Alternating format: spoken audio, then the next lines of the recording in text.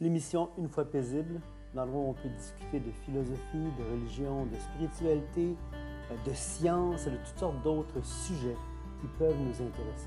Alors voilà, sans plus tarder, Une fois paisible. Alors bonjour et bienvenue à cette deuxième partie de notre série sur le calvinisme. Aujourd'hui, on poursuit sur notre lancée de la dernière fois et on va encore établir certaines bases aujourd'hui. Et avant de commencer, pourtant, j'aimerais regarder ensemble une question qu'on pourrait me poser. Alors, évidemment, le titre de la série, c'est Que penser du calvinisme vers une évaluation objective. Alors, les enjeux du calvinisme, peut-être quelqu'un pourrait me dire, mais Patrice, pourquoi divises-tu les croyants en mettant l'emphase sur le calvinisme? Hein? Nous sommes, ma réponse, j'ai deux aspects à ma réponse.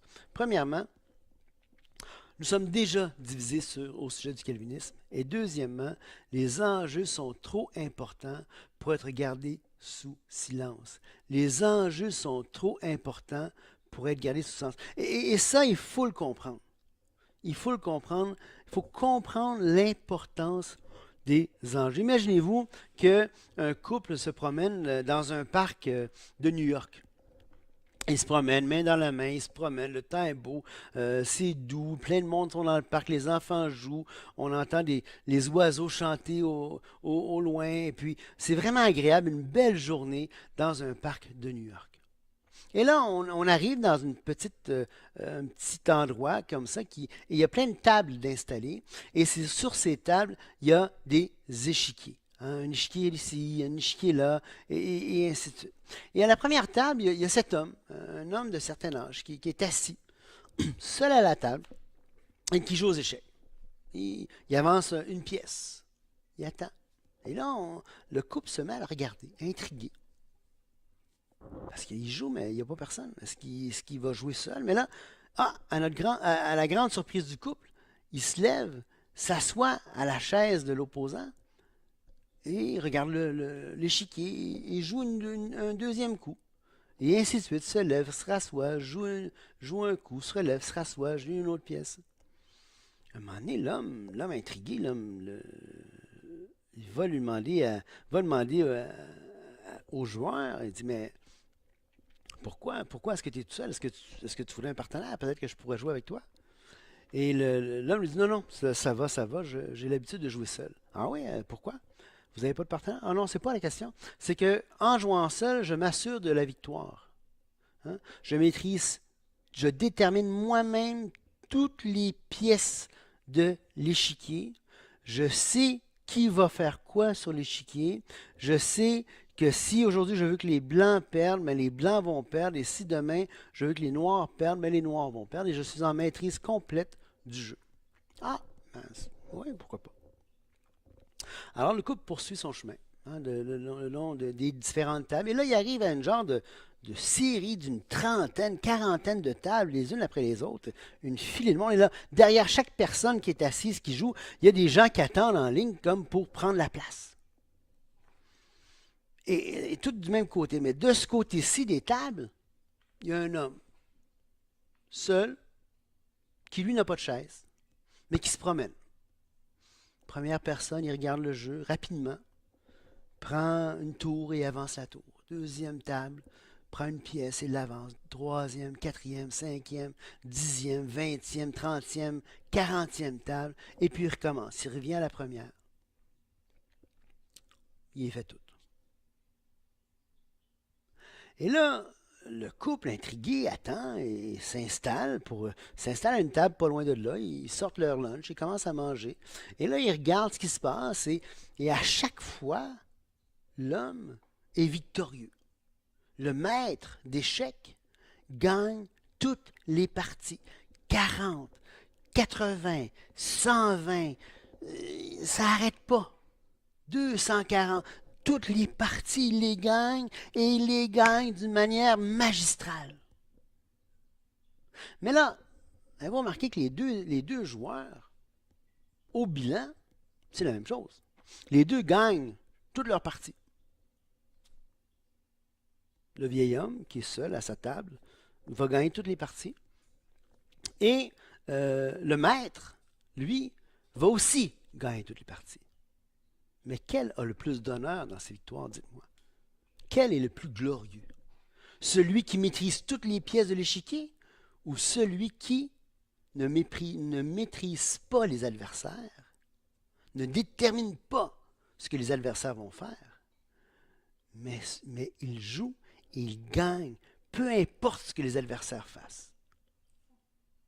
Peu importe ce qu'ils font. OK? Donc, c'est vraiment important de réaliser que l'enjeu, hein, que les enjeux concernant notre série, ce n'est pas, hein, c'est pas peu dire, c'est vraiment qui est ce Dieu qui règne sur l'univers. C'est ça l'enjeu. Hein? Qui est ce Dieu qui règne sur l'univers?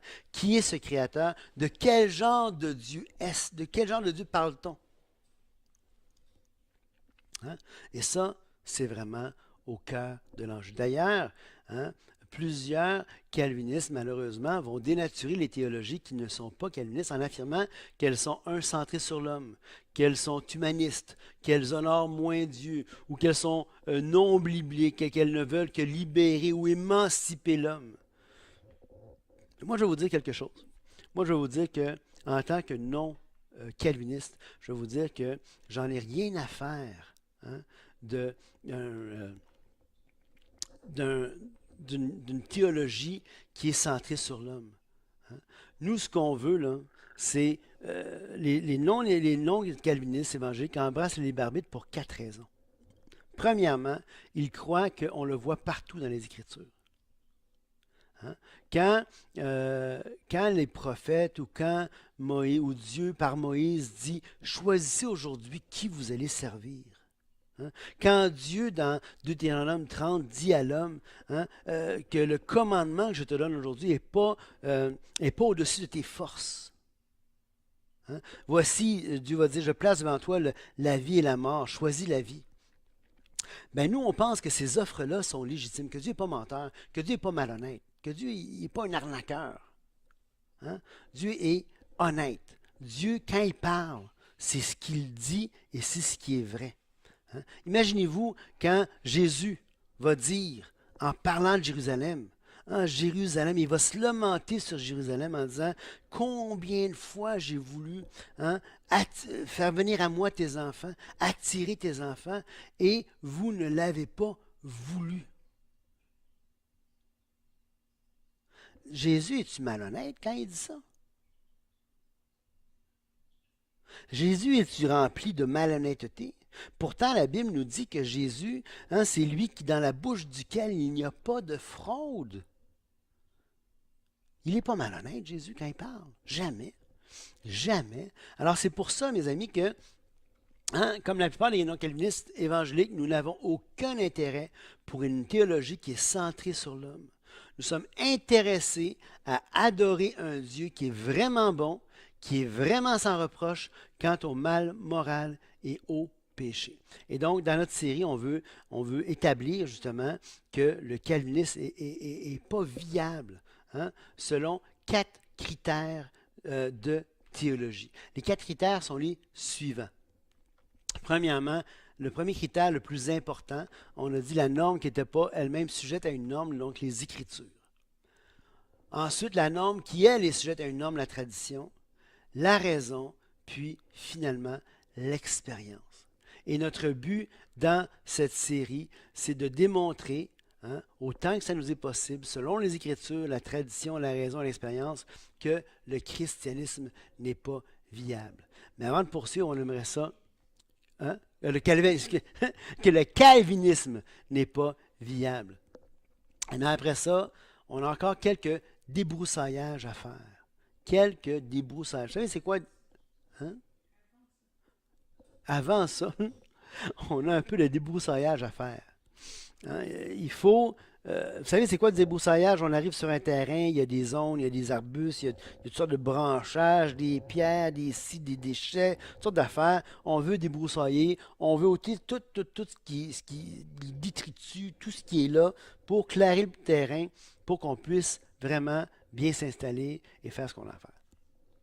Et donc, et pourquoi c'est important? Parce que trop souvent, hein, on prend des raccourcis. Malheureusement, avec notre foi, on va prendre des raccourcis, on va prendre des dictons qui sonnent bien, on va commencer à s'éloigner des Écritures pour rentrer dans un genre d'idée sur ce que c'est le christianisme, sans prendre le temps de réfléchir à ce qu'on dit. Et j'aimerais ça qu'on puisse justement prendre le temps de réfléchir aux mots qu'on utilise, particulièrement en relation avec cette question-là du calvinisme. Et parmi les mots qu'on entend souvent quand on parle de la souveraineté de Dieu et du libre arbitre des hommes, on va souvent entendre les mots « Ah ben c'est un mystère, c'est un paradoxe. Hein? On ne peut pas savoir. Hein? La Bible affirme les deux, mais on ne peut pas... » Et souvent, c'est dans un contexte où c'est les calvinistes qui vont affirmer ça, pour finalement dire que Dieu est souverain sur tout et finalement l'homme est absolument pas libre. Mais j'aimerais ça qu'on s'arrête justement sur c'est quoi un mystère, qu'est-ce qu'un paradoxe et qu'est-ce qu'une contradiction. OK, donc, un mystère. On va commencer avec le mystère. La différence entre un mystère et un paradoxe, un mystère, c'est quelque chose qui est incompréhensible pour nous. Incompréhensible pour nous ou quelque chose qui n'a pas encore été révélé. Deutéronome 29, 29, les choses cachées sont à l'Éternel, les choses révélées sont à nous et à nos enfants. Eh bien, il faut qu'on comprenne qu'un mystère, c'est quelque chose qui est absolument incompréhensible pour nous. Par exemple, la Sainte Trinité. Dieu est un Dieu, trois personnes. C'est un mystère. C'est correct. Il y a des mystères. Dieu est Dieu. Hein, les choses cachées appartiennent à l'Éternel. Ses pensées sont au-dessus de nos pensées, aussi haut que le ciel est au-dessus de la terre, ses pensées sont élevées au-dessus des nôtres. Alors nécessairement, notre esprit étant si petit et lui, le sien, infini, il va y avoir des choses qu'on ne sera jamais en mesure de comprendre. Alors, c'est mystérieux.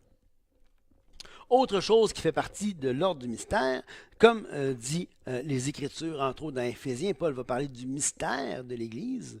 Ben, c'est quelque chose qui n'a pas été révélé. Peut-être pas encore, peut-être il ne sera jamais révélé, peut-être qu'il va être révélé plus tard, mais une chose est sûre, 1 Corinthiens 13 nous parle qu'à ce moment-là, on va le voir comme, aujourd'hui on le voit comme dans un miroir, à ce moment-là, on va le voir comme de yeux à yeux. Il y a des choses qu'on ne peut pas comprendre, qu'on ne peut pas voir, parce qu'on est en deçà de l'éternité. Okay? Donc, il y a des choses mystérieuses comme ça qui sont au-dessus de nous. Alors qu'un paradoxe, mais un paradoxe, c'est quelque chose qui semble être une contradiction. Et on va voir c'est quoi une contradiction dans quelques instants. Hein? C'est seulement à cause des mots utilisés qu'on n'est pas capable de comprendre ce qui est dit, ou qu'on a la difficulté à comprendre ce qui est dit. Mais dès lors qu'on trace une distinction, hein, les paradoxes vont disparaître. Et je vais vous expliquer pourquoi dans quelques secondes.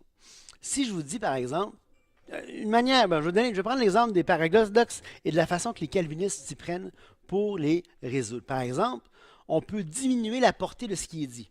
Les calvinistes vont souvent dire, tous les humains, et tous les textes qui parlent de tous les humains, donc quand Paul va dire par exemple que Christ est mort pour tous les hommes, la façon que les calvinistes vont résoudre le paradoxe par rapport à leur théologie et face aux Écritures, ils vont réduire la portée de ce qui est dit en disant, il ne s'agit pas de tous les hommes individuellement, mais de toutes les sortes d'hommes, de toutes les catégories d'hommes, ou de toutes les sortes de personnes. Okay? Ça, c'est une façon qu'ils vont résoudre la question du paradoxe. L'autre façon qu'ils vont faire, c'est qu'ils vont changer la définition du terme. Par exemple, on l'a vu la dernière fois, la liberté et le compatibilisme. La liberté, donc l'être humain est libre, par exemple, dans une situation donnée, il est libre de faire A ou de ne pas faire A. Il est libre, par exemple, je vais au comptoir de la cuisine, je vais dans la cuisine, j'ai soif, j'ai le choix de prendre un verre d'eau ou de ne pas prendre un verre d'eau, je peux prendre un verre de lait ou de ne pas prendre un verre de lait, je peux prendre un café ou de ne pas me faire du café, j'ai le choix de faire ou de ne pas faire. C'est ça l'essence même de la vraie liberté. Le calviniste arrive et lui, qu'est-ce qu'il fait? Il va redéfinir le terme et dire, la liberté, c'est de ne pas être obligé ou de ne pas être forcé de faire quelque chose contre notre volonté. Mais si on désire faire quelque chose, ben on le fait volontairement. Donc, si Dieu détermine ce que je vais désirer, ben ils disent, ben on est libre quand même. OK? Et donc, ils vont redéfinir le terme de cette façon-là. Une autre façon qu'ils vont résoudre les paradoxes, c'est qu'ils vont, par exemple, amener une distinction. Certains calvinistes vont dire que Dieu aime les hommes en général, mais il aime les chrétiens ou les élus d'une façon particulière. Alors, ils établissent une distinction. Et ces façons-là de résoudre les paradoxes sont bonnes. C'est ce qu'il faut faire. Quand on est devant un paradoxe, il faut soit diminuer la portée des mots qui sont utilisés, soit redéfinir les termes, soit établir des distinctions. Il y a différentes stratégies qu'on peut utiliser pour résoudre un paradoxe. Et c'est correct, c'est légitime, et c'est correct qu'ils fassent ça. Tout à fait. Par contre, il y a des fois où est-ce qu'un paradoxe n'est pas résolvable, et dans ce cas-là, ce n'est plus un paradoxe, c'est une contradiction. Parce que rappelez-vous ce qu'on vient de dire, un paradoxe, hein, ça semble être contradictoire. Or, qu'est-ce qu'une contradiction? Bien, une contradiction, c'est ceci.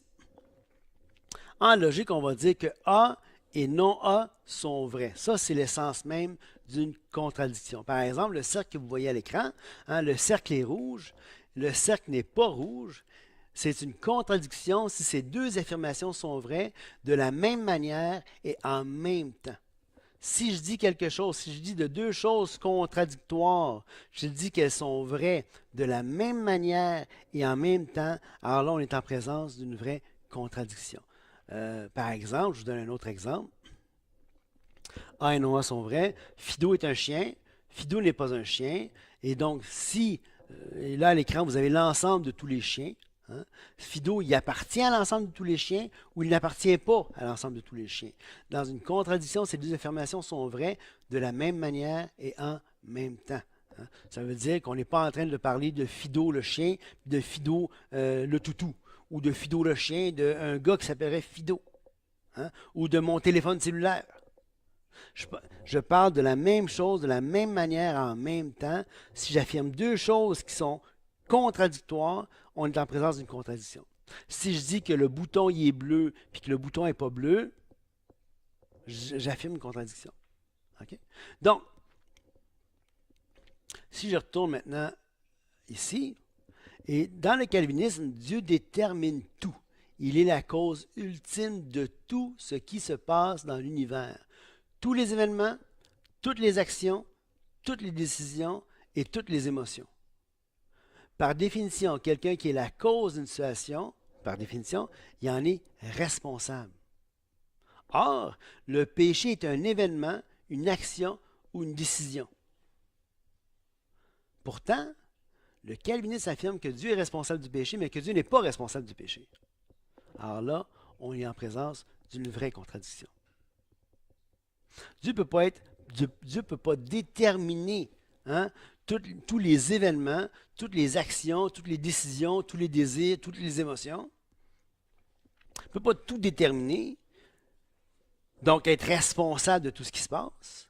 Et en même temps, de la même manière, dire, ben non, il n'est pas responsable des péchés. Mais là, non, ça ne marche pas. Là. Il est responsable du péché ou il ne l'est pas.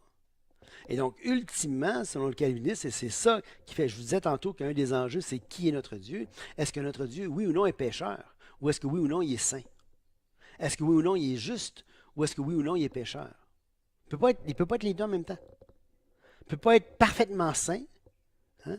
Dieu dit dans Jacques, il dit, je ne tente personne au mal. Dieu ne peut pas être tenté par le mal, il ne peut pas tenter personne. Ben oui, mais c'est bien pire que tenter. Il est en train de déterminer que la personne pêche. S'il ne fait pas le moins, il ne fait pas le pire. Donc, hein, il faut clarifier dans notre tête la différence entre un paradoxe, une contradiction, un mystère. Il y a des mystères dans la foi chrétienne. Il y en a des mystères. Dans l'univers, il y a plein de mystères. Comment ça se fait que la lumière agit comme une onde puis comme une particule? C'est mystérieux. C'est pas une contradiction, c'est mystérieux, c'est un genre de paradoxe physique. Comment ça se fait que on pourrait en dire des mystères? Il y en a plein de mystères. Je vous l'ai dit tantôt, c'est un paradoxe. C'est même pas un paradoxe. La lumière, c'est un mystère carrément.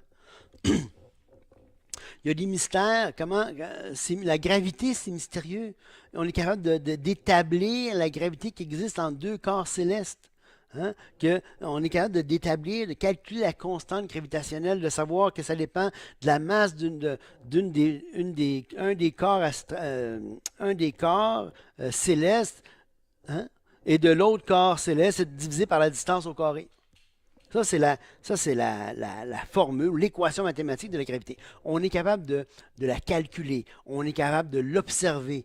Mais qu'est-ce qui fait qu'entre les deux corps, il y a cette attraction-là? On parle de gravitron, on parle de toutes sortes d'idées, on émet des hypothèses. Qu'est-ce qui fait que les deux s'attirent? C'est un mystère. En physique quantique, il y en a-tu des mystères en physique quantique? Savez-vous que si deux particules quantiques sont entrelacées, si tu fais un spin à un, puis que l'autre, tu l'amènes à des kilomètres, à des centaines de kilomètres, en tout cas mathématiquement, si tu agis sur l'une, instantanément, ça agit sur l'autre. Sans aucune attente, peu importe la distance. Mystère. Tout un mystère. L'entrelacement des particules quantiques. Il y en a des mystères dans la réalité. Il ne faut pas se le cacher. Il y en a dans la théologie, il y en a dans la réalité, il y en a partout les mystères. Et imaginez-vous s'il n'y en aurait pas en Dieu. Dieu dit les choses cachées m'appartiennent. Alors, il ne faut pas avoir honte des mystères. Pourtant, ou avoir peur des mystères. Mais le mystère, ce n'est pas une contradiction. Il n'y a rien qui peut alléger la contradiction de dire Dieu détermine tout, mais il n'est pas responsable du péché. C'est une contradiction puisque le péché fait partie de l'ensemble de tout. OK? Bon. Une autre chose qu'on veut clarifier, qu'on veut éclaircir, c'est en tant que non-calviniste, est-ce que la réforme n'était pas essentiellement calviniste? Je veux dire que non. Hein? Il y a eu une réforme calviniste ou augustinienne, on le dirait. Il y a une réforme qui est issue d'Augustin. Hein? Et ça, on parle des luthériens et du calvinisme en général, qui soient des églises réformées ou donc issues pas mal de Calvin et des églises qu'eux autres ont fondées, et des églises qui ont décidé d'adopter le calvinisme comme croyance, comme certaines églises baptistes, comme certains groupes évangéliques. Ont décidé qu'eux autres, ils allaient adopter la tulipe comme croyance fondamentale. On s'appelle la tulipe, c'est quoi? On va le voir tout à l'heure, ça ne sera pas bien long, mais on se rappelle qu'est-ce que c'est. Et donc, mais il y a aussi la tradition chrétienne de la liberté ou du libre arbitre. Et dans ça, ce n'est pas seulement l'être humain qui est libre, c'est Dieu aussi est libre. Il est libre de faire avec son bien ce qu'il veut, c'est-à-dire il est libre de donner à l'être humain la liberté. Parce que c'est jamais... Les chrétiens qui croient au libre arbitre de l'être humain opposent jamais libre arbitre à souveraineté. Jamais. Pour eux, jamais Dieu cesse d'être souverain. En aucun cas, d'aucune façon, d'aucune manière. Si l'être humain est libre, c'est que Dieu a dû lui déléguer cette liberté-là et Dieu a choisi de dire, je ne suis pas le seul à prendre des décisions dans l'univers, je vais créer des créatures, je vais mettre au monde des créatures qui vont aussi prendre des décisions, c'est-à-dire, et je vais les laisser faire. Ils vont avoir une liberté relative. Ils ne pourront pas tout faire. Il n'y a pas une créature qui est omnipotente. C'est impossible de tout faire. Même Dieu ne peut pas tout faire. On est tous contraints par les caractéristiques de notre nature. Dieu est contraint par les caractéristiques de sa nature, par les perfections de sa nature. Ça nous dit dans Hébreux 6 qu'il est impossible, que Dieu n'a pas la capacité, littéralement, Dieu n'a pas la capacité de mentir. Mais je pensais que Dieu était capable de tout faire. Pas capable de mentir. Pas capable de se renier. Pas capable de faire plein de choses.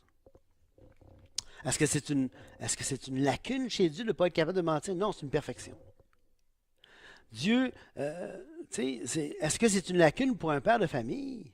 hein, qui a sa petite fille dans ses bras, son petit bébé de 2 mois, sa petite fille de 2 mois, puis qui est en train de la cajoler, est-ce que c'est une lacune de ce père-là de ne pas pouvoir faire de mal à son enfant?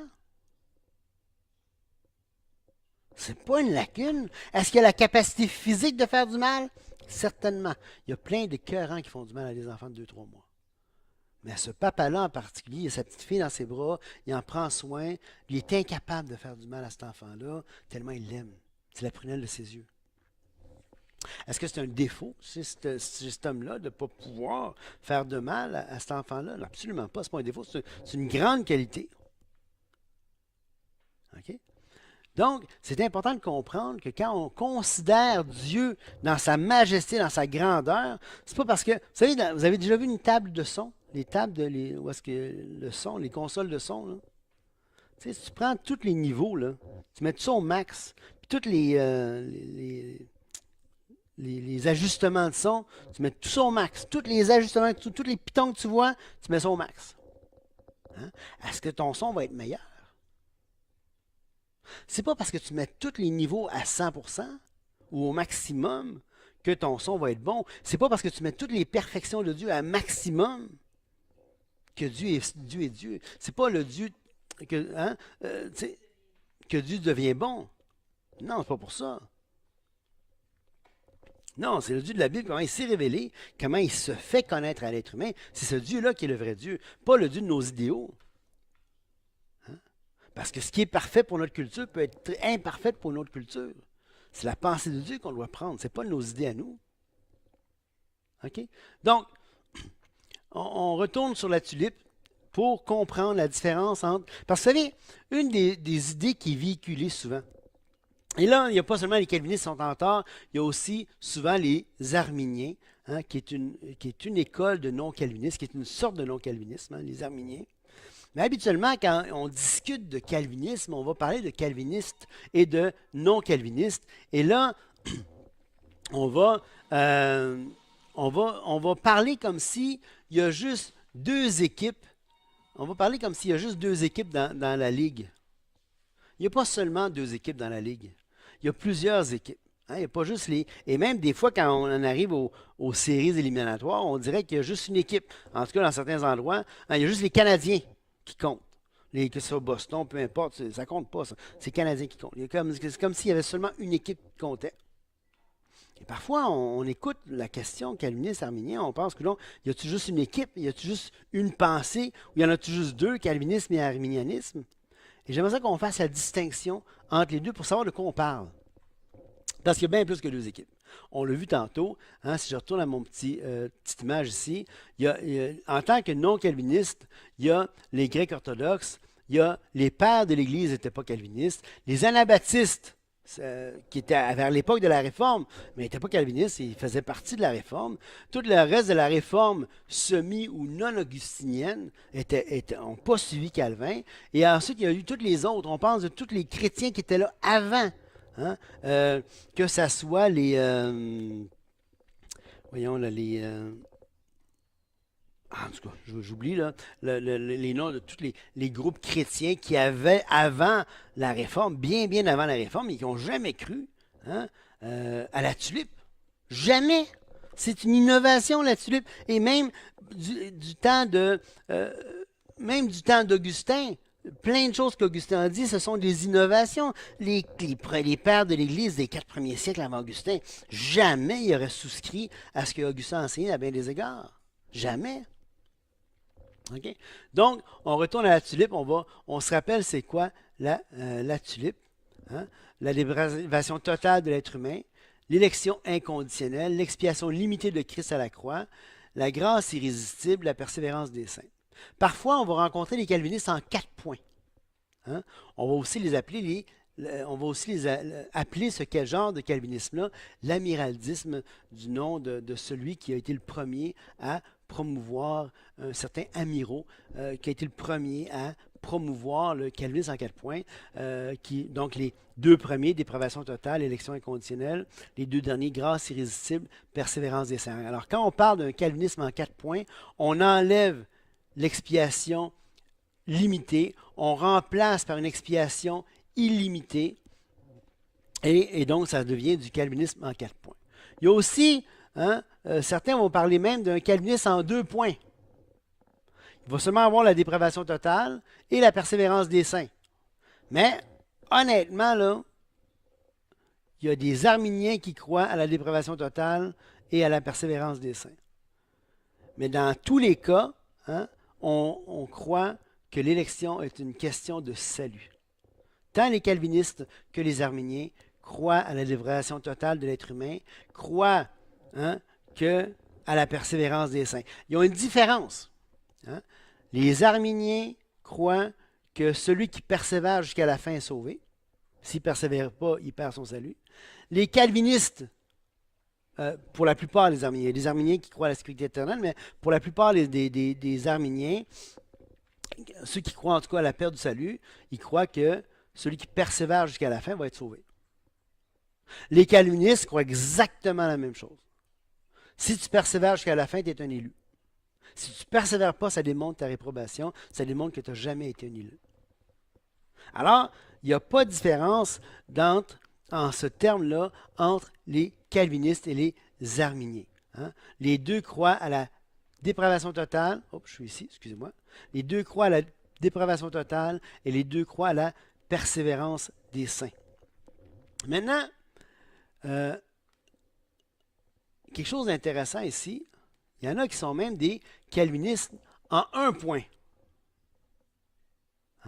Qui vont croire à la sécurité éternelle ou qui vont croire à la sécurité conditionnelle. Ben, conditionnelle, ça ressemble pas mal à ce qu'on vient de dire tantôt. Mais sécurité éternelle, ils croient qu'une personne qui est sauvée, peu importe si elle persévère jusqu'à la fin ou pas, si elle est sauvée pour toujours. Okay? Et longtemps, j'ai cru que je faisais partie de ce groupe-là. Je croyais à la sécurité éternelle. Je ne croyais pas à la persévérance des saints. Je me suis toujours dit que la question qui départage, c'est toujours qu'est-ce qui arrive, non pas de ceux qui persévèrent, ça, tout le monde s'entend sur que ceux qui persévèrent sont élus ou sont sauvés. Oui, mais qu'est-ce qui arrive de celui qui ne persévère pas? Qui est sauvé, mais qui ne persévère pas? Est-ce qu'il peut, oui ou non, perdre son salut? Alors, la sécurité éternelle dit qu'il ne peut pas perdre son salut. La sécurité conditionnelle dit oui, il peut perdre son salut. Okay? Il est en sécurité, mais conditionnellement à sa persévérance. Alors, excusez-moi, ça c'est ce qui en est de la tulipe. Mais qu'en est-il, mes amis, des non-calvinistes? Comment peut-on résumer les croyances non-calvinistes? J'ai trouvé un acrostiche, comme il y en a un pour les non-calvinistes, ils utilisent la tulipe. Ben, moi j'en ai trouvé un, j'ai réfléchi longuement, et celui que j'ai trouvé, c'est le mot grâce. Alors, les non-calvinistes, ou j'appelle les non-calvinismes, parce qu'il y en a plusieurs. Évidemment, si, comme j'ai dit, les arminiens font partie en quelque sorte des non-calvinistes, mais généralement, on va s'accorder sur, pas mal, en tout cas, la majorité vont s'accorder sur ce que décrit l'acrostiche suivant, ou l'acronyme, devrais-je dire. On croit, j'ai la grâce universelle et libre de Dieu. Dieu donne librement et sans contraindre la personne à qui il donne. Dieu veut une vraie relation. La race humaine est déchue de la gloire de Dieu. La race est déchue, elle est encline au péché, mais elle n'est pas mauvaise en soi. La nature de l'homme n'est pas mal en soi. Elle est déchue. L'être humain est mort, il est séparé de Dieu. L'être humain a pris une perspective qui est contre Dieu, en mangeant l'arbre de la connaissance du bien et du mal. Pourtant, à cause qui a mangé le fruit de l'arbre de la connaissance du bien et du mal, l'homme est enclin au mal, parce qu'il a sa propre perspective des choses. Il se met au-dessus de Dieu pour choisir ce qui est bien et mal, souvent. Donc, ce n'est pas sa nature, ce sont ses choix, ce sont ses décisions, ce sont qu'est-ce qui fait qu'il s'oppose à Dieu, oui ou non. Ensuite, l'amour universel de Dieu qui aime toute sa création. C, Christ et son œuvre ont une portée universelle. Donc, et là, je ne parle pas seulement de la croix. Et c'est important de comprendre que quand on parle de l'œuvre de Jésus-Christ, on ne parle pas seulement de la croix. On parle de l'incarnation, on parle de la crucifixion, on parle de la résurrection. On parle de toute son œuvre au complet. OK? Ça a une portée universelle. D'ailleurs, l'incarnation est tout aussi importante que la crucifixion. Parce que c'est parce qu'il est devenu être humain qu'il pouvait payer pour les êtres humains. Si Jésus-Christ n'est pas devenu vrai homme, il n'a pas pu payer pour les vrais hommes, pour les vrais humains. Il a dû être humain pour payer pour les êtres humains. OK? Ensuite, donc, l'acrostiche, qu'est-ce qu'on était rendu? Oui, justement, Christ et son œuvre ont une portée universelle. Finalement, tous on croit à une élection conditionnelle de ceux qui croient.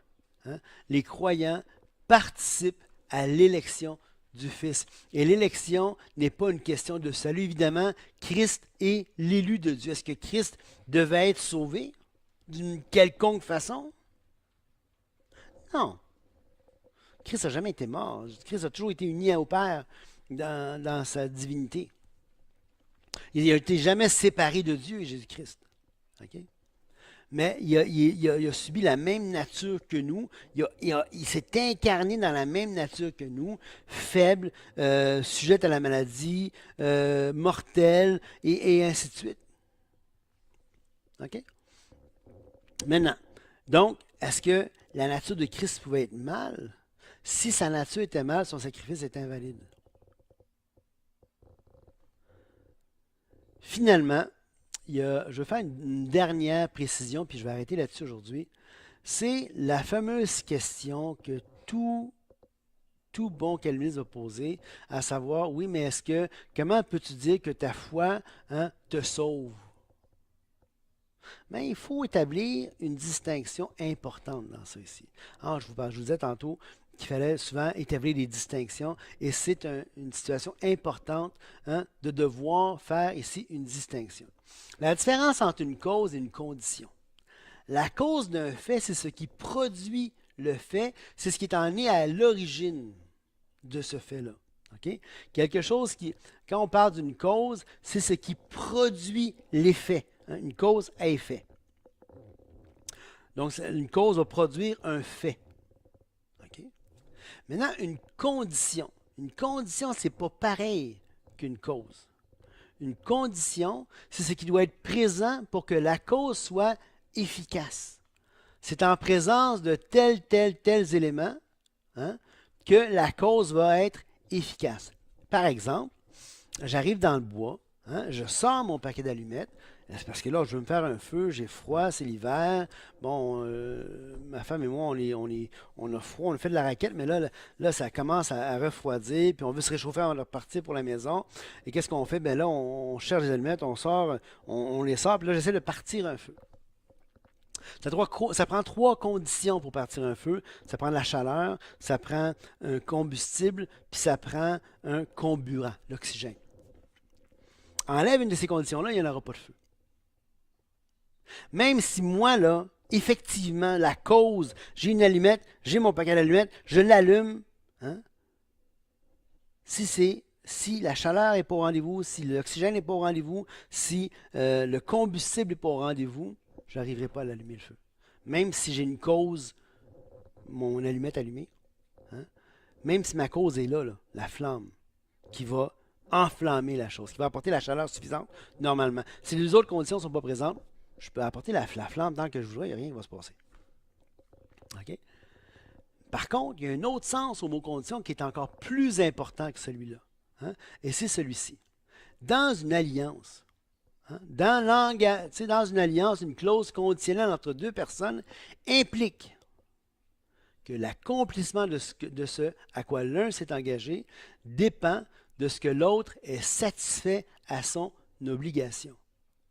C'est pour ça que si tu crois dans ton cœur que Dieu l'a ressuscité des morts, tu seras sauvé. Il y a une condition à être respectée pour que Dieu sauve quelqu'un.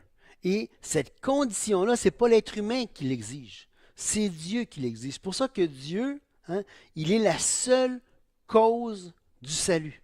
Il n'y a pas 2, 3 causes au salut, là. Il y en a une seule et c'est Dieu. C'est Dieu qui l'a planifié, c'est Dieu qui l'a mise en œuvre, c'est Jésus-Christ, donc Dieu qui est venu, qui s'est incarné, c'est Christ qui a payé à la croix, c'est Christ qui... Et donc, c'est le Saint-Esprit, c'est le Saint-Esprit qui applique le salut à celui qui croit. C'est Dieu la seule et unique cause fondamentale du salut. La foi, c'est la condition que Dieu a attachée à la promesse du salut. Si tu crois, tu vas être sauvé. OK? Si tu crois, tu seras sauvé. Et donc, qu'est-ce qui cause le salut? Bien, la cause du salut, c'est ce qui produit le salut, c'est ce qui en est à l'origine. La condition du salut, c'est l'obligation qui incombe à l'être humain pour participer au salut que Dieu a offert à tous les êtres humains. OK? Donc, ça couvre pas mal bien, je pense, hein, tout ce que je voulais voir en guise d'introduction. À la prochaine rencontre, ce qu'on va faire, c'est qu'on va vraiment plonger dans la tulipe. Il va y avoir encore plus de passages bibliques qu'on va regarder ensemble. On va regarder à la lumière des Écritures, de la tradition, de la raison et de la pratique, chacun des points de la tulipe. Que Dieu vous bénisse abondamment. L'émission Une fois paisible, dans le où on peut discuter de philosophie, de religion, de spiritualité, de science et de toutes sortes d'autres sujets qui peuvent nous